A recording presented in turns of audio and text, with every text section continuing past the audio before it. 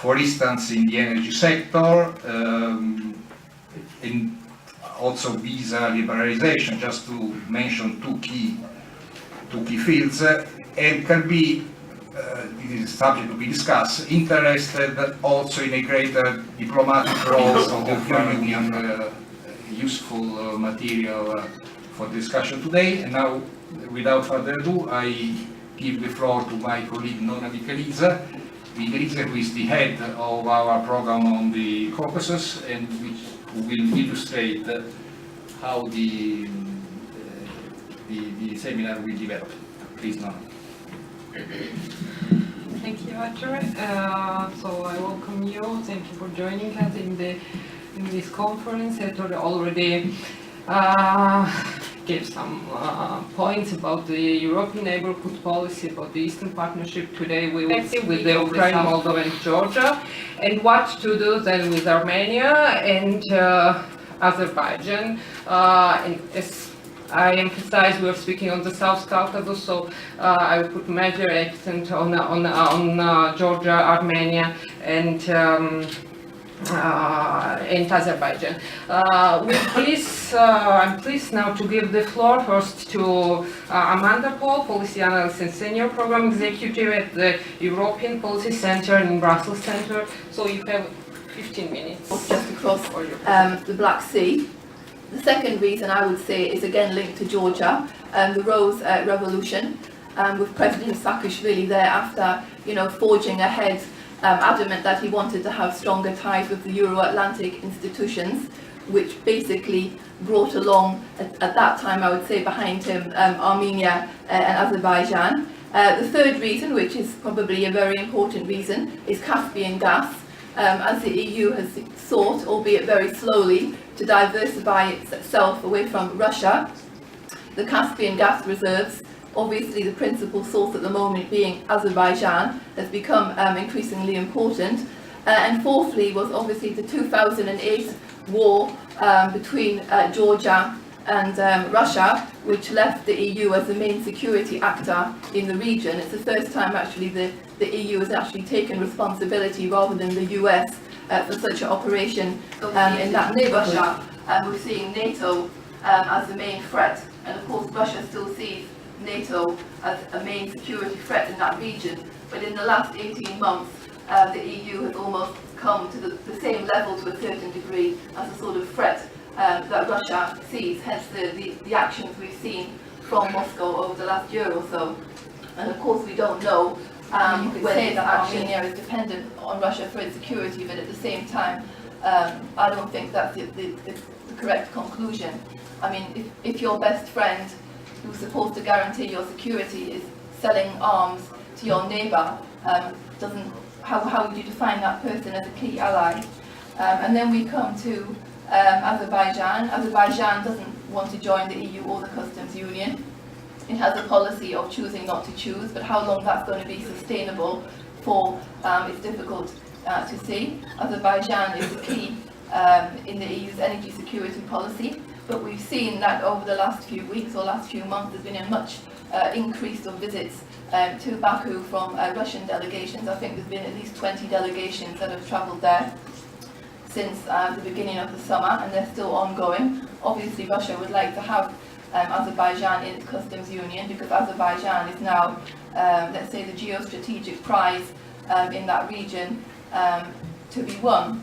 Platform, so just to show that only Russia is capable of having any influence over Armenia and Azerbaijan when it comes to solving this conflict, because immediately the meeting was over, the violence around the line of contact actually reduced, which served his purpose. But unfortunately, I mean, I would say that Russia's peacemaking just consolidates the status quo.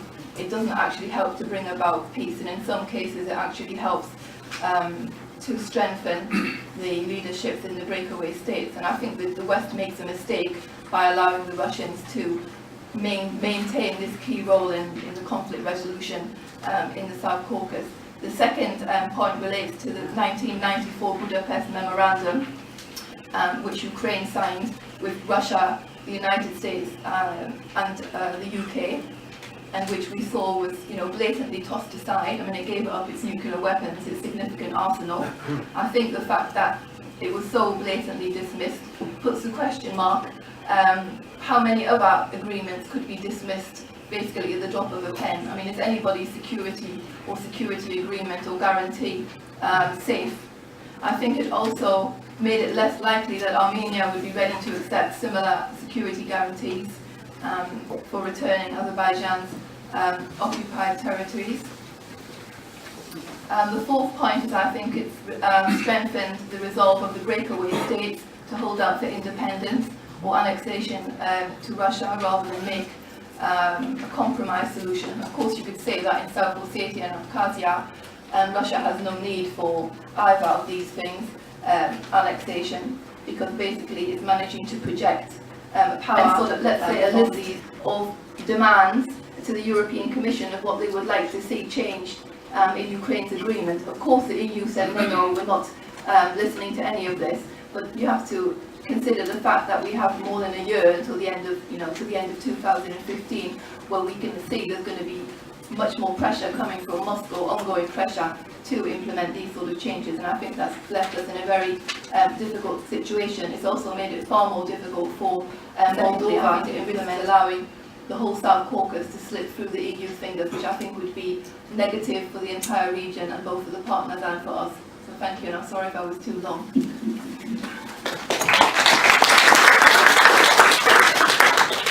Thank you, Magda. Talk about South Caucasus. It's important to underline that this program, Eastern Partnership program, put into one basket with Belarus, Ukraine, Moldova, Caucasian countries. So it was very important for the South Caucasian countries because now they are perceived as a part of Europe, part of Eastern Europe, which is important because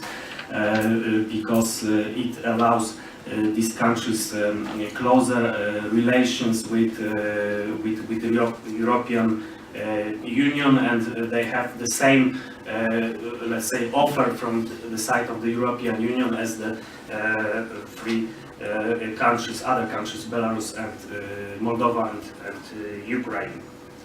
So obviously these association agreements signed in June with Georgia, Moldova and Ukraine, these were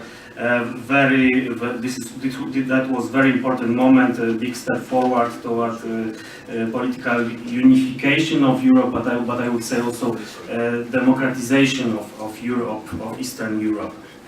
Of course, these Belarus are so far interested only in sectoral cooperation with the EU. The ruling elites of these countries are not so interested in significant political reforms of the political and socio-economic system in line with the EU recommendations. However, they are aware of the internal changes and reforms in those other three more EU-oriented Eastern Partnership countries, Georgia, but of course also Ukraine and Moldova. And these changes will have impact on Belarus, Azerbaijan and Armenia. The Eastern Partnership program should be developed in spite of this unstable security environment in the region. Thank you very much.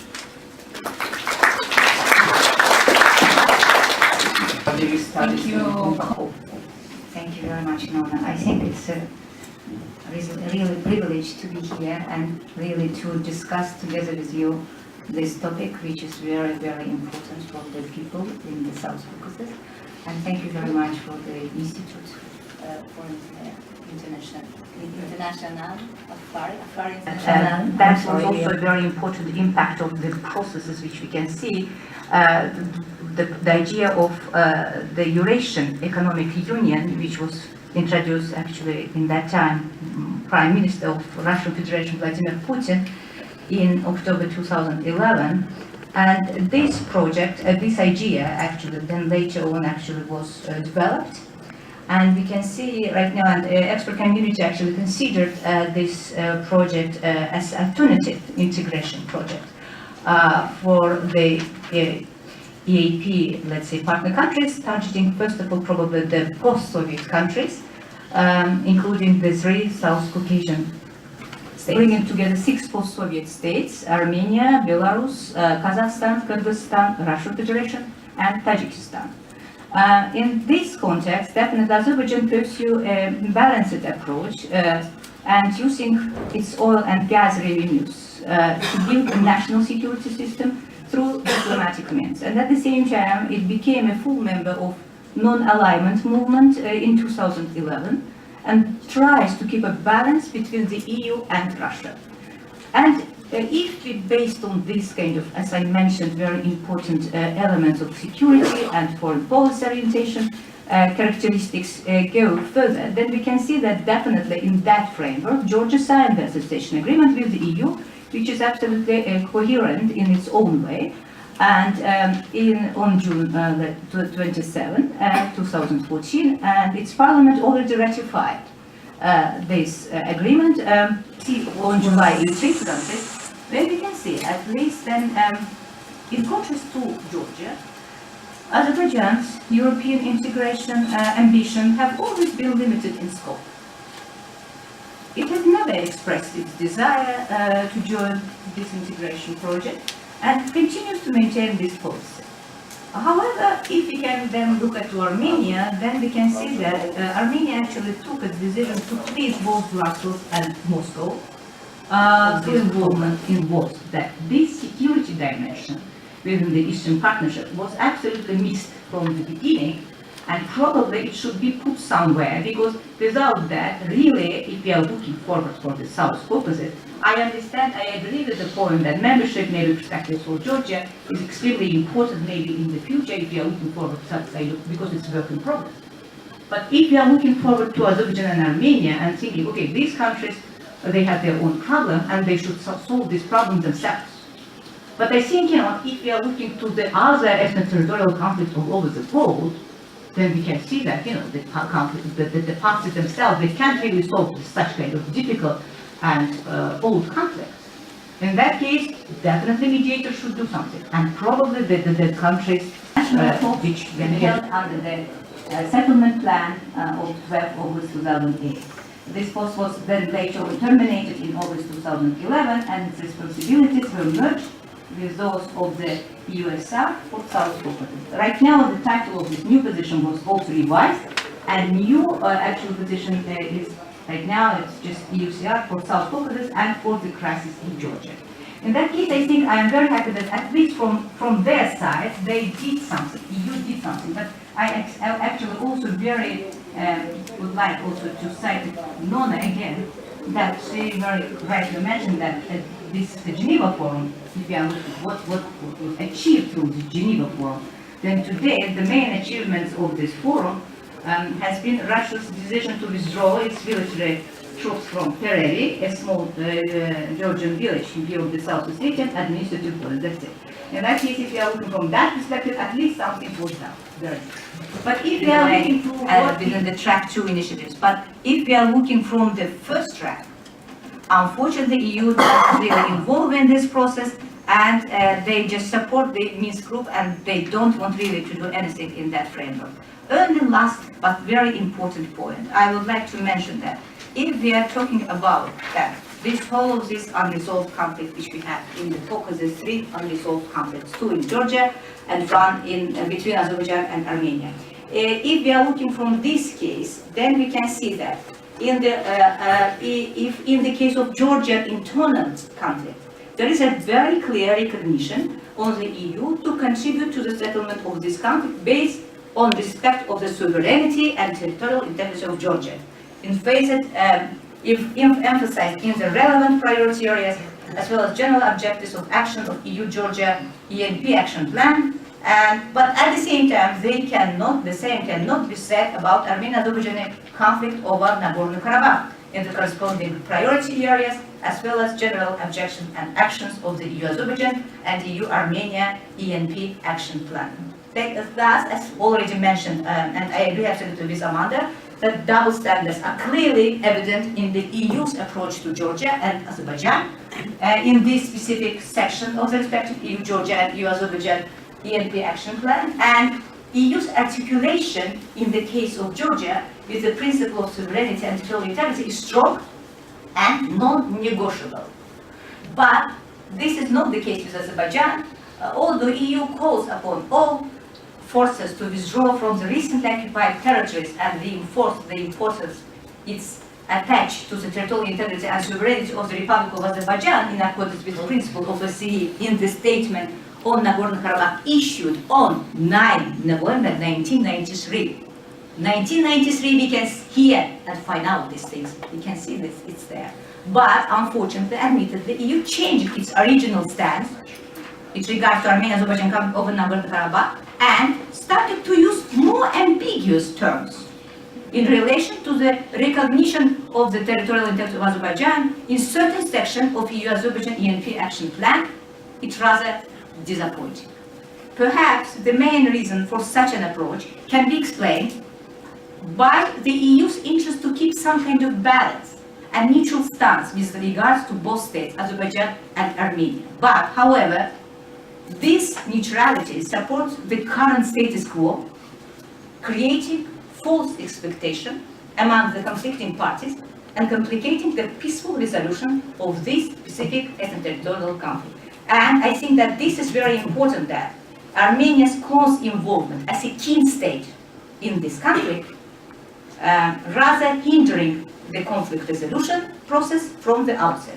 And today, I think it's very important that we should understand if we can change this in order to do something much better and start to think about what we could do with South Caucasus, how we can bring these countries together. I think everyone should understand this conflict is a main problem, main obstacle in regard with the integration projects.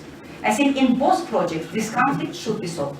In European, if you are looking for European Eastern Partnership Program perspective, or if we are looking from the Eurasian economic project perspective, in both cases, this conflict should be solved. And I think this is the priority for, I hope, both countries, for Azerbaijan and Armenia. And I hope that the people who is going to make the right decision, especially this new people who is coming to EU Commission, and especially, I hope that, these new people will very seriously look at to this case, and hopefully we will move forward with a very clear policy decision. Thank you very much.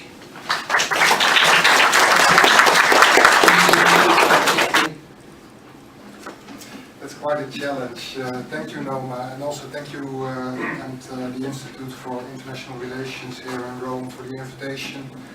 I think the former three speakers have really, they mentioned painting, and they all drew a painting of the Caucasus, and it's very difficult to contribute to that. So I would like to speak more about the EU, the visitors of the museum that watch the paintings that have been painted there, because how big is our influence in a region like same programs, same countries, after what has happened in Ukraine, another country, Crimea. So we really need to rethink this. A few reasons why. After that, I will skip the whole central part of the presentation about the three Caucasus countries, Russia and Turkey, as we have heard quite eloquent thoughts about that already, and then present a few ideas on how we might continue with a new commission, new leadership in the European. In those 5 years, the differences between those countries only got bigger. In the beginning, there was a little bit of competition. Also, under the European neighborhood policy before 2009, in all the reports of the EU, you saw this competition between different countries wanting to get good marks from the EU. This has gone. These countries are now more clear where their future is, and they have more clearly made a choice. That makes it very difficult for the Eastern Partnership. Also, I think the broader European neighborhood policy that also includes the South needs more flexibility. there is a program or a policy of the EU focused at the Sahel, a region with grave instability. On the other side of the spectrum, there's also a policy called the Strategy for Central Asia. There are countries to the south of our and the east of our neighbors that could sometimes be part of this neighborhood policy. So we need flexibility of Mogherini. This, I think, is really good news. Because I think Italy is a country that has very strong interest in the southern neighbors, but still also is very keen on strong EU relations with the eastern neighbors, and especially with the Caucasus, I think. So in that sense, I think it's very good to have an Italian High Representative in Brussels. I also think from a Brussels perspective, that it's quite good that she decided to move from the External Action Service building, which is quite new. She will move her office to the European Commission building. So to make sure that she is in touch with the right people in the Commission, with the right commissioners, and to make sure that the External Action Service, which is quite new, will not be a little island, but is really integrated with some sort of agreement. When the Polish, French and German foreign minister decided to go to Maidan and speak to the people there.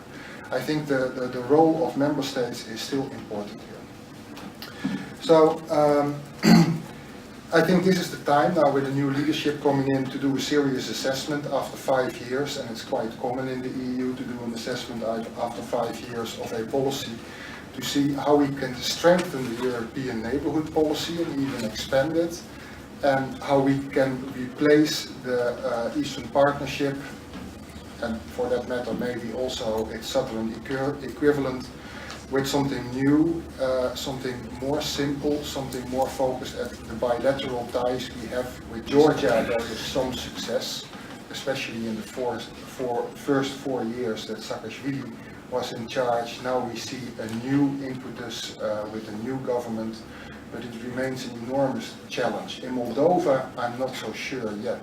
It's not part of the Caucasus, but part of the Eastern Partnership.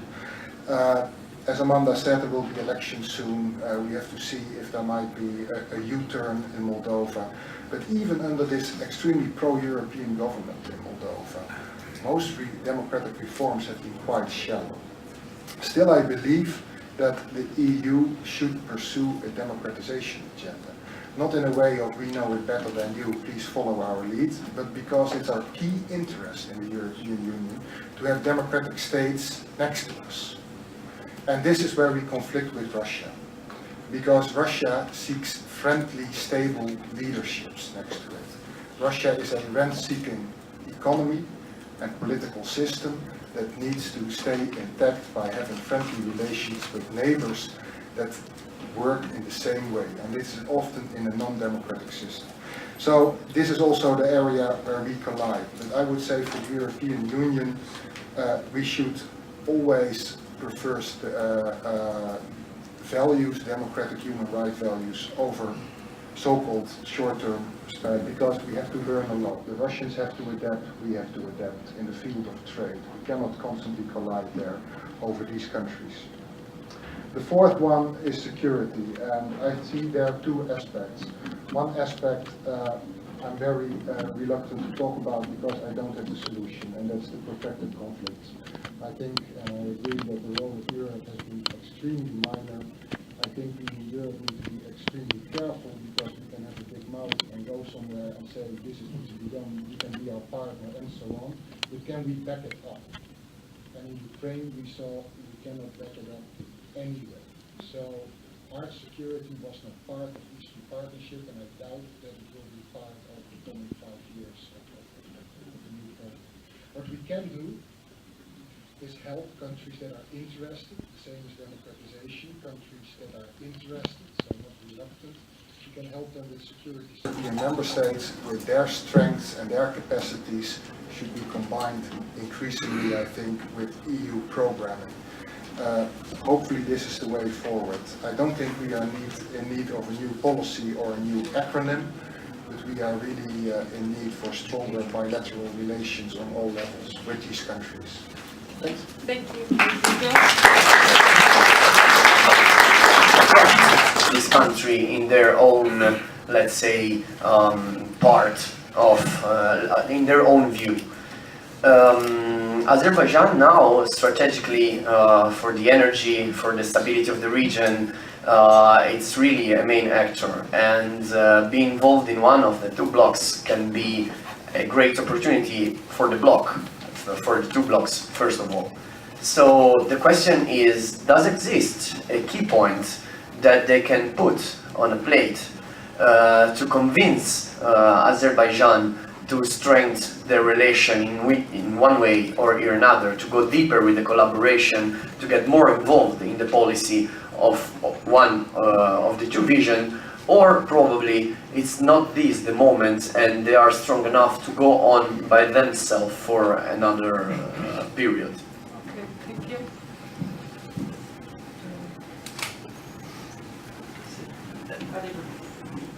Juan. Roberto Cappella, I'm a former diplomat. Just an information. I agree completely about this visa policy, which is very, very important for all these countries. And I wonder whether there is a common visa policy towards them. The second question is whether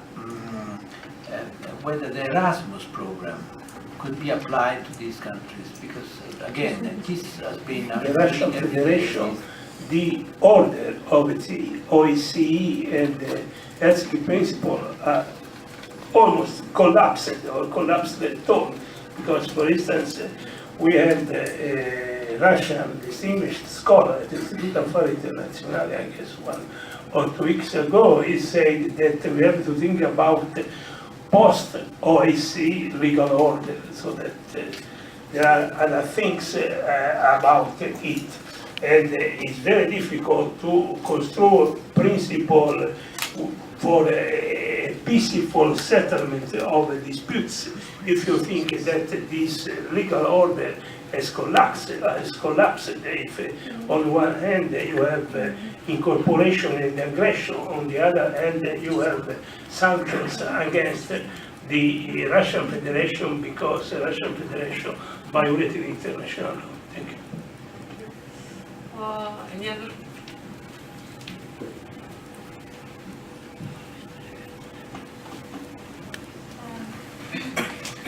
My name is Sabina Alieva. Actually, I have 3 questions, and this is more or less just to know your opinions. My first question is why West Europe and NATO is not so express such a solidarity according to the other frozen conflicts, especially Nagorno-Karabakh.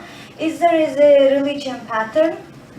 My second question is, do you think that sanctions is a best language for negotiations?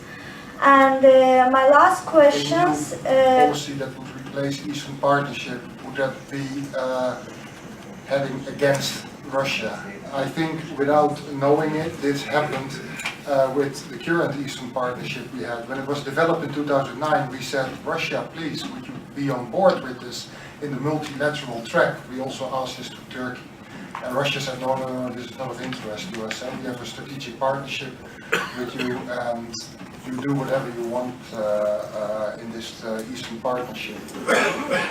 Later, when it got serious with association agreements, Russia changed its mind, as we know, last summer.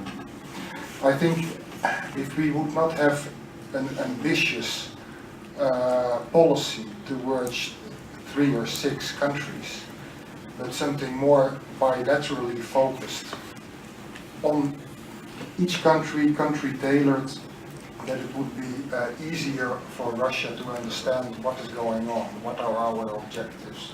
Still in the Kremlin, they believe, I think, that NATO and the EU want to expand to these countries. Now, I don't know about Italy, but the country where I'm from, the Netherlands, if there is one thing we don't want is enlargement.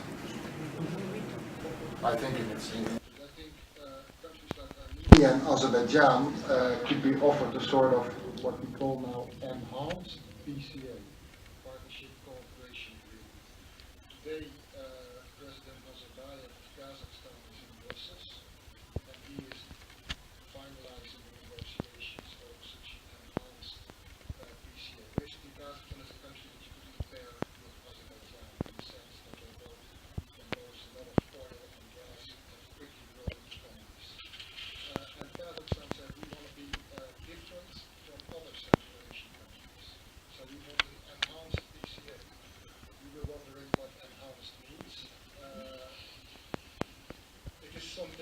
Nazarbayev can go back to Astana and say, look what I've got for Europeans, you can use it against the Russians also. You will be, of course, a member of the Eurasian Economic Union. But you can also make this into something concrete. I know, for instance, Armenia would be interested in something like this. That there will be additional aspects in trade, but also in reform assistance and political ties that go a little bit further than current issue. That might be an option. About the second question concerning Azerbaijan, and if that there is some duty better between Russia and the EU to draw Azerbaijan in, I seriously doubt this. It's always a bit of a question in EU relations with these countries. Is the EU and Russia at odds over these countries, and are these countries the poor victims of this? Or are these countries with very smart leaderships playing Russia and the EU against each other? Probably the truth is somewhere in the middle, and it is different for every of the 6 countries, I think. For the EU, I think stronger relations with Azerbaijan would be beneficial. Of course, we're very keen on the relationship concerning gas and oil, but there are also very grave concerns in Europe about Azerbaijan. There is a feeling that as a result of the Ukraine crisis, maybe separate of this, there is really a backlash against democracy and human rights in Azerbaijan. In 2005 to 2009, it was mostly political parties that were often put aside in Azerbaijan. Later there was a lot in the news in 2009 to 2012 about journalism and the restraints that they met. And in the last year we see that a lot of think tanks and NGOs are under attack and people have to leave Azerbaijan. So there are really concerns in the European Union about this. For instance, about projects that are functioning with EU money in Azerbaijan, of which the organizations that implement these projects, bank accounts have been blocked of taxpayers' money of the EU. So I think Azerbaijan is a crucial country for us. It can be a stable partner. We hope for more progression there, but it's not something that we will sign an association agreement quickly with Azerbaijan. There should be hopefully a modernization pact, I think it's called, and this is something we can hopefully work on with Azerbaijan. Very quickly I will go because I'm taking up too much time. The Erasmus program I think is already active with the Caucasus. I know only that, well, for instance, in other regions, in Central Asia, for instance, which is much less developed than the Caucasus, it's very problematic because universities don't have the experience and knowledge to apply to these Erasmus and what's the other big program the EU has concerning education, I forgot. Often there is not the experience to really tender and cooperate with European universities. Well, this is such a crucial aspect. So we should first work with the educational systems there to help this grow. For the rest, what is also a problem in some of these countries is corruption in education. In some of these countries you can buy a diploma. And this is something you want to avoid in Erasmus. Still, I fully agree with you that education is the future and it is crucial here. Then the first question that the lady asked, who had 3 questions. A religious pattern concerning Armenia, Azerbaijan, I seriously doubt it, to be honest. In the most absurd situation, you would, if there is a war, then Turkey would support Azerbaijan. Turkey is a NATO member. And in the same absurd situation, Russia would support Armenia. So it would be NATO standing on the Islamic side in that sense. I don't see it happening. I don't see a religious pattern in any of these conflicts, to be honest. Thank you. Sorry. Okay. On the question of visa, I think this is something that's really crucial. All of the Eastern Partnership states have the opportunity for visa facilitation and then visa-free regime with the EU. At the moment, only Moldova has got visa free, which they had since the beginning of this year, and it had a very positive impact in the country, but also I think in terms of the breakaway state Transnistria, because you've seen a massive increase in people who are residing in Transnistria applying for Moldovan passports, which I think sends a very good signal, including in terms of conflict resolution. Obviously the Russians weren't that happy about the increase in passports, but I think it shows that we need to get these processes done as quickly as possible. Of course it depends on the partner state, how quickly they implement the necessary criteria, but there should be no, let's say, blockages from the EU side when they do meet the criteria. On the topic of Azerbaijan, I think it's an interesting question. I mean, first of all, is the Eurasian Union actually going to survive in the long run? I mean, if you look at the situation now with the current members, Russia, Belarus and Kazakhstan, you can see that both Belarus and Kazakhstan have not supported Russia's position on placing trade embargoes on Ukraine and Moldova. In fact, President Lukashenko has taken advantage of the situation to boost his trade with both countries. I mean, particularly Moldova. He was there just over a week ago or 2 weeks ago signing numerous trade deals. He's now importing much larger numbers of Moldovan apples and plums, which he is exporting to the Russians. So I think that you see these cracks in the existing team. There's also cracks when it comes to Armenia's membership of the Eurasian Union, because both Belarus and Kazakhstan aren't really that keen on it. And I think for many Armenians, they're hoping that these feelings of Belarus and Kazakhstan stay strong, so they'll never actually have to enter the Eurasian Union. I mean, the Eurasian Union erodes the sovereignty of the countries that go into it, so you can understand why there's not a massive amount of joy or desire to actually join. Of course, they all want good relations with Russia, but that doesn't mean being forced into an organisation that they don't want to be part of. And if you look at Azerbaijan's, trade and economic situation, I mean, what it does with the Russians is actually tiny compared to the trade relationship it has with the EU. I mean, the EU is Azerbaijan's biggest trade partner. There's no benefits whatsoever for Azerbaijan to be part of this union, and actually for the Russians, where is the added benefit beyond the fact that they would, take Azerbaijan? Because that's what it boils down to. It's all political. It's got nothing to do with economy. And I think as well, if you look at Azerbaijan's foreign policy since independence, I mean, I think it looks much more west than it does towards Russia, and perhaps that's not surprising, but ever since you had the signature of the contract of the century, that first big energy deal, it has been much more Western looking, cooperation with NATO, the EU, etc., etc. And again, I think it's not because they don't want to have good ties with Russia. Everybody does, but there's trepidation, there's fear. Russia is seen after all these years as a bully, and that's a problem which we would wish doesn't exist, but unfortunately it does. So I do think it would be very, very difficult for Russia to force Azerbaijan into any sort of deal. They want less of this Russia, not more of it. And just on the question of OSCE and security, I mean, I think that the current European security architecture is out of date. I mean, it was created a long time ago. It doesn't fit with the new climate that we have today.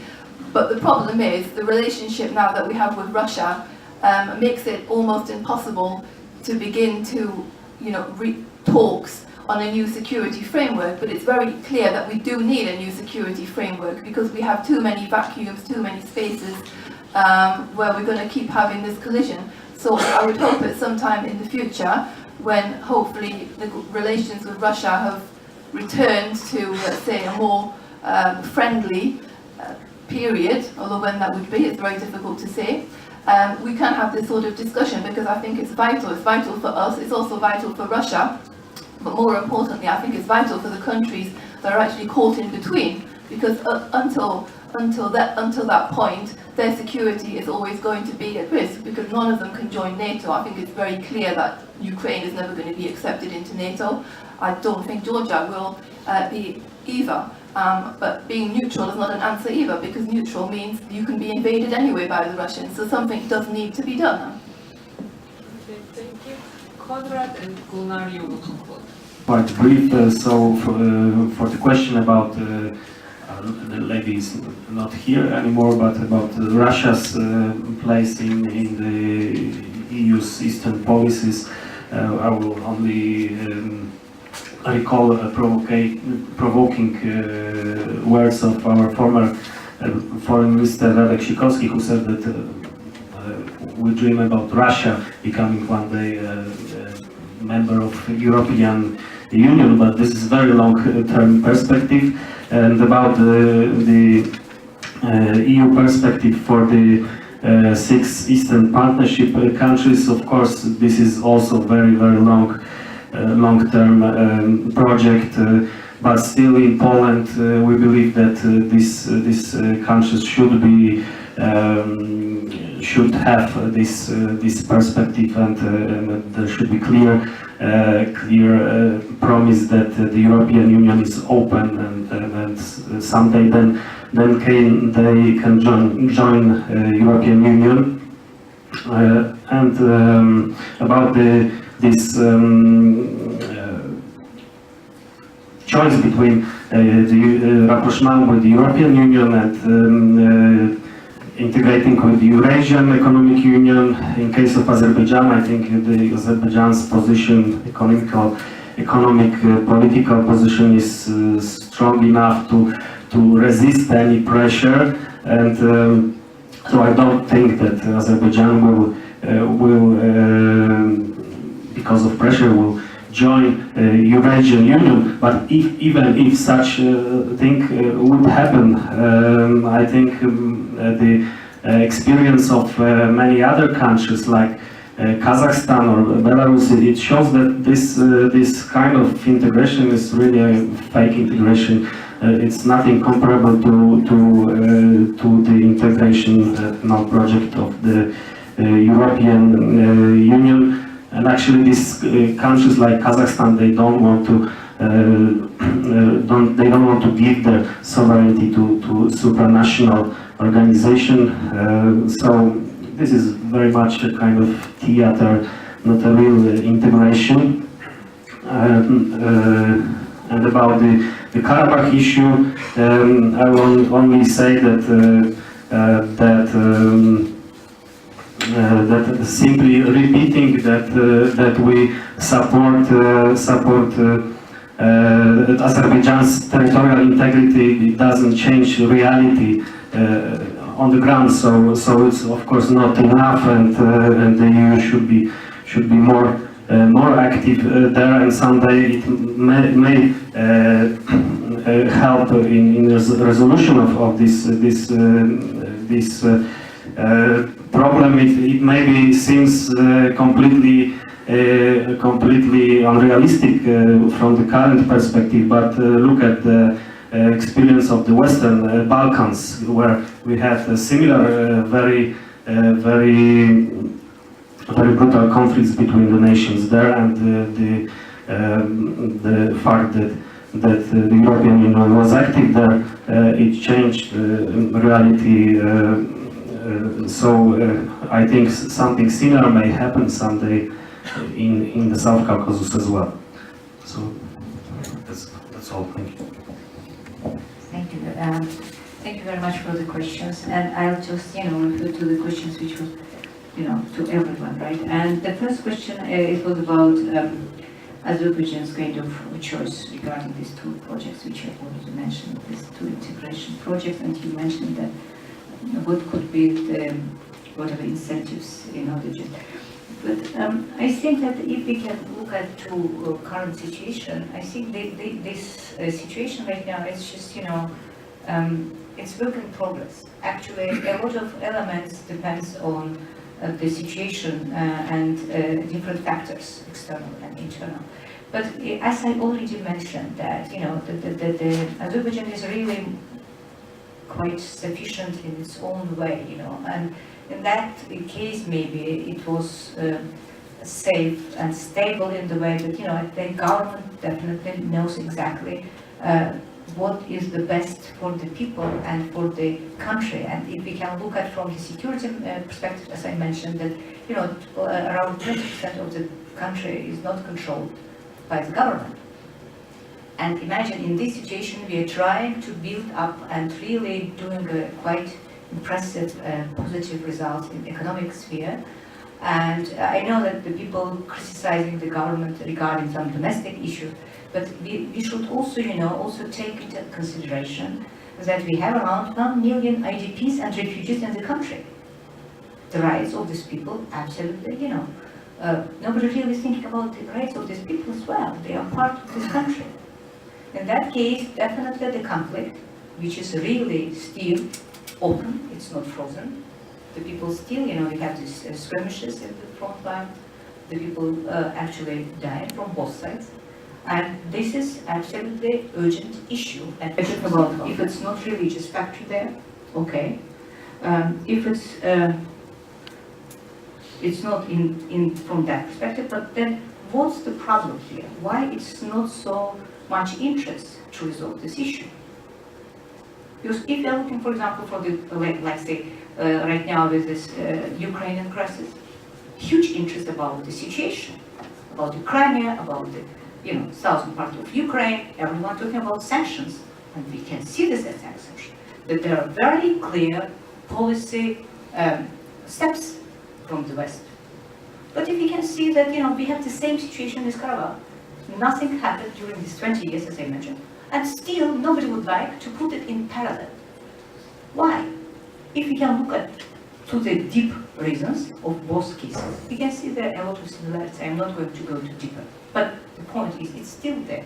In that case, if we are really trying to be very, very frank, then we can see that, you know, we have this situation when, you know, the country actually in its own way trying to solve the issue. In that case, I think Karabakh, more or less, if you are looking, it's one of the very important elements for the both projects. Because that, whatever that project is, really have some kind of very clear vision about how they're going to bring this both sides. And to put very clear kind of dimensions. Then it's not only part of security, I'm sorry. The soft security can be also. But the point is, nobody would like seriously look about what kind of hard or soft security could be put in front of the countries in order to move forward. In that case, we should be very clear. If really we are seriously thinking about the future of this region, Karabakh conflict is one of the important dimensions of the work. And this work should be done in a very skillful way, from EU side or from Russia side or whatever. But I think this issue is there. And I absolutely agree that without that, Azerbaijan is not going to really seriously look at to whatever that projects could be in the future. Because as I mentioned that, I didn't mention, someone mentioned that there have been some kind of talks about the strategic partnership for modernization. It's not enhancing PCA, but this project, I think it's still, it's a very way in the way that we still, I think, thinking how we are going to articulate and to put very clearly in this working, whatever that document, all important points which should be there. And you can ask why we should put these documents, because someone mentioned that, what about this territorial integrity? If we can put this word, it doesn't change anything. No, I'm sorry, it changes very seriously the point, because if we are talking about that all frozen conflicts in these 6, let's say, partner countries within the Eastern Partnership, and right now after Ukraine, we can see right now that all these countries, they are really having these problems. And it's the same kind of problems, and you know very well, in Georgia we have 2 conflicts, in Moldova we have 1 conflict, between Azerbaijan and Armenia we have the conflict, in Ukraine we have the conflict. We have this conflict. And nobody is seriously thinking about the resolution of this conflict. And this is, I think, the problem. If we are not going seriously to look at to these deep causes and try to find out some conflict resolution strategies, because conflict, I agree with Nona, that in the case of Georgia, this conflict from the at least EU side, it was at the level of conflict management. They find out the way to put the ceasefire and stop this outbreak of violence, but no resolution are there for these two conflicts. And in that case, one of the way, coming back to the second question, that Nagorno-Karabakh conflict is the main, very important issue which should be solved. That's first things. And the second, regarding Kosovo question, nobody answered. I would like to touch upon to this issue as well.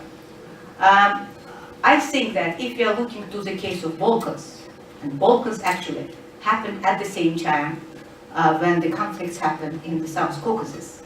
And actually Karabakh started, let's say, in February 1988, and Balkans it's a little bit maybe later. But the point is that if we can see what we can see in Balkans, in Bosnia case, we had this Dayton agreement. More or less, at least there have been very clear Dayton agreement from the West side, prepared, implemented. I am not going to assess is it good or not, because it could be different kind of perspectives. Maybe someone say it was mess and it was failure, but at least there have been some peace agreement on the table. But with the Karabakh, we don't have any peace agreement yet. And we're still waiting for this peace agreement. One day it will be signed by the parties, and the mediators can do their best in order to do it. But they're not, unfortunately, really trying very hard, it seems to me.